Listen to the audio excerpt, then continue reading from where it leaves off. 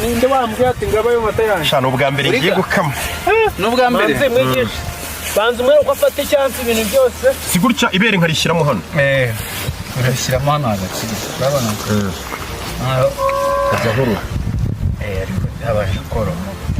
abanza ukaryoshya nyine Kadafi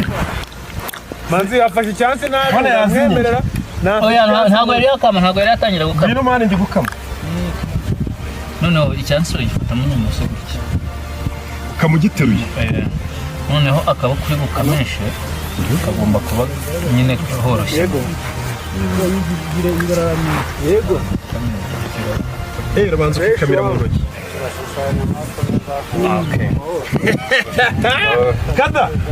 ndangare gutuntu nikorera